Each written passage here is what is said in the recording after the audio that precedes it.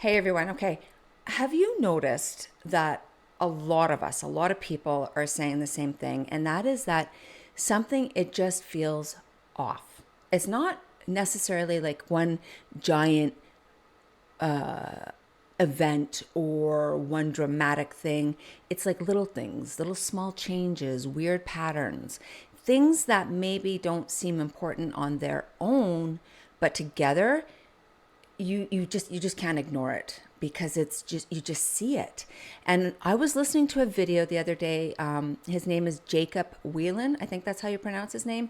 While I was working, and it got my mind going because he started talking about some of the same things that I've been noticing. Like, okay, you hear like the northern lights are showing up in places that people never used to see them. The tick population, well, that's exploding. The sun, they say it feels hotter and harsher. Strange weather patterns. Like he talked about the wind. Well, I can tell you where I am, the wind has been out of control. Like it is so windy. And a friend of mine messaged me the other day, and she's like 900 miles away, 900 plus miles away, and said, we're getting like crazy winds here. So that's just an example. More viruses stories, like we got viruses popping up everywhere and outbreaks, right? It's just a general feeling that the world today, it's not like the world that we, like a lot of us grew up in. I was born in, like, I'll give you my age, 1970. So that, it's definitely changed. Now, before we go any further, I'm not trying to make a crazy conspiracy video here, although conspiracy theories seem to come true. But I do think it's okay to admit, like, when things, they just genuinely feel different, right? And from a preparedness perspective, I think it matters because most of us focus on preparing for like one giant event or a SHTF event, right? Or a situation, one clear disaster. And that SHTF disaster or event can be anything. It could be like a job loss. It could be weather. I'm not talking about end of the world, but I think that the bigger question is this. What happens when lots of smaller pressures, they start stacking on top of each other at the exact same time? It's like it's coordinated, right? We got higher food prices, we got a water strain, we got disease outbreaks, we have got mental exhaustion, economic pressure, environmental changes, information overload. And it's not like collapse overnight, but the systems are becoming less stable and less predictable over time. And it's like something like, it's just like a slow collapse. The collapse of convenience, of trust, of truth, the collapse of informed communication, of infrastructure, of supply chains, the collapse of privacy, of financial stability, local services, the collapse of the nuclear family, self-sufficiency, community. I think that that's where a lot of us are mentally right now. So today I just wanted to talk about a few things that I think a lot of us have been noticing lately. And I just want to know, like, are you noticing them too? I don't think I'm the only one. One thing that I see people, they keep bringing up lately is like how strange the sky has seemed. Okay. Now, sure, there can be some like scientific explanations, solar cycles, atmospheric conditions, changes in weather patterns. Okay. But at the same time, I think a lot of us genuinely feel like things have changed faster in the last few years than they remember growing up. And I'm going to put it out there. I see chemtrails, I see them. But if you say that, then you're a conspiracy theorist, right? Jacob, in his video, he talked about northern lights being visible far further south than people remember. I don't know. I think a lot of people have had that moment lately where they look up and go, wait, is that normal? Maybe it is. Maybe some of it isn't. But I think what's important is that we are starting to pay attention again. I know for me, 2020 was a big wake-up call, and I think that's kind of when I woke up out of my hibernation and started to think again. Preparedness it definitely starts with awareness. Another thing that people are noticing right now is the explosion in ticks and strange disease stories. The hantavirus, the norovirus, I can't even pronounce this, the chikungunya virus, Lyme disease, alpha-gal syndrome.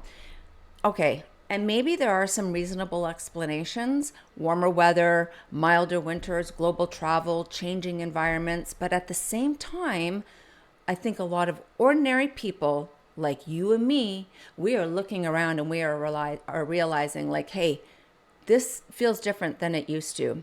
Even just the amount of people talking about chronic illness, strange symptoms, ticks, viruses, sanitation concerns, and health preparedness now feels completely different than it did 10, 15, 20 years ago. And again, listen, I don't want this video, I'm not saying panic. I just think like if we ignore it, that's not smart either. And honestly, I don't look at preparedness as fear. To me, it's more about reducing stress and being a little less vulnerable when things get difficult. You got to have extra food, got to have extra water, some backup plans, some practical skills, a little less dependency on systems always working perfectly. Okay, like we need to have some breathing room because I feel it. I feel like we are getting squeezed from every direction, and it is highly, highly coordinated. We got to have basic medical supplies, knowing how to clean contaminated areas safely, understanding sanitation, having so much backup food and water, learning how to reduce dependency on these fragile systems. I think that that's preparedness. I think one of the biggest preparedness mistakes people make is assuming that these modern systems are always going to work normally, always available, always affordable, always stable. But when people I think what people overlook is how interconnected it all is. Fuel, it affects food. Food affects stress. Stress, it affects health. Health affects economies. Economies affect stability. Everything connects. And so on top of all of this, then we hear stories about massive data centers draining huge amounts of water.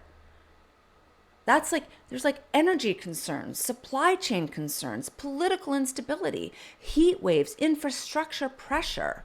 At some point, it starts to feel like isolated problems, but more like a very sophisticated, coordinated system strain. And I think that that's really what a lot of people are feeling right now. Not necessarily like, hey, it's not the end of the world, but hey, there is pressure, a lot of it.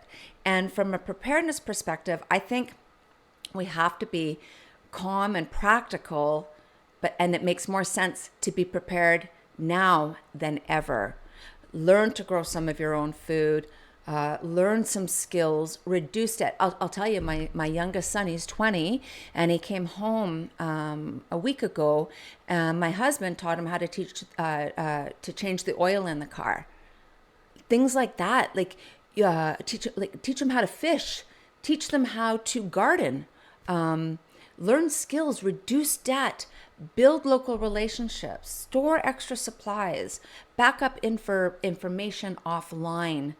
Understand these communication systems, learn medical basics, because preparedness is not about just supplies. We have to be able to adapt. And community matters. I think I've mentioned it before. I'm so grateful for my neighbor. Our little neighborhood here, everybody is pretty on it, but my neighbor who's directly beside us, I'm so grateful for them. And when I talk about community, I want to bring it back to prepping communities, because this is why we built it in the first place. Not to push fear, not to push politics, no doom scrolling. We genuinely want you to have a place where you can share knowledge, preparedness ideas, observations, gardening, communication, homesteading, and practical resilience. This is also another reason that we created Prepper Watch Prepper Watch reports for this platform, because we want you to have a place where you can act like a citizen journalist from a preparedness perspective and let others know what's happening in your area. Are there weather changes? Are there supply shortages, power outages? Are there just some strange events, local conditions, people who are protesting against, like, you don't want a data center in your area? Let everybody know where to go to protest that. Things people are noticing on the ground before they become major headlines. So I really just wanted to talk about that today because I really feel it. It's just different. And I'm sure you feel it too. So before we wrap up, I also wanted to quickly mention Prepper Offline because it does connect directly to what we talked about today. Prepping Communities, our platform, is fantastic when communication systems and the internet are working normally. But as the communication systems and the internet are slowly becoming inaccessible and controlled, and you can't just Google search your way to preparedness information anymore, this is why we created something called Prepper Offline. Prepper Offline, it's a fully offline preparedness knowledge library with like over 10,000 plus searchable resources stored directly on your own device with no internet required after you download it. Okay, it's basically a complete offline version of our preparedness postings library that you can access even if communication systems become unreliable. Inside, you'll find manuals, medical information, food preservation, off-grid communication, preparedness checklists, field guides, preparedness scenarios, and a lot more. So when people download this, what they're doing is they're storing copies on laptops, USB drives, emergency kits, vehicles, cabins, off-grid setups, because preparedness today, it is not just about supplies anymore, guys. It is about having access to knowledge when communication systems become unreliable. So if you want to check out preppingcommunities.com or Prepper Offline, I'll leave the links below in the description. And maybe the bigger question isn't like what exactly is happening, but maybe the bigger question is like, how dependent have we become on systems that we barely understand? And how prepared are we if those systems become less reliable? So let me ask you something before we wrap up. If communication systems, become unreliable for even just a couple days or weeks, what do you think would concern you the most? Like, would it not being able to contact your family, not knowing what's happening, no local information, no internet, no emergency supplies or updates?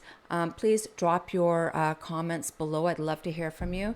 And if you enjoy thoughtful preparedness conversations like this, please like, subscribe, and ring the bell and check out our community, please. I also, let me bring it up here. I wanted to also let you know that one of our groups, Florida Prepping Hub, they are putting on an event. Let me just find it. It's called the DIY Solar Blitz, and it's happening May 24th in Brooksville, Florida, where people will actually be learning hands-on solar generator building, off-grid power basics, tools, techniques, practical preparedness skills. Honestly, this is the kind of local event that's like what preparedness should be about, in my opinion. Like, you're learning skills, you're meeting people, you're building community, and just becoming a little bit more self-reliant together.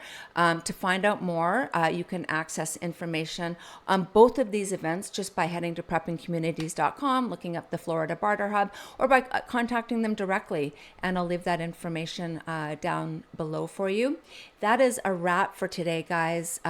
Again, I would love to hear what you're noticing, and if you're feeling that things are off as well. And I hope that we will see you at preppingcommunities.com.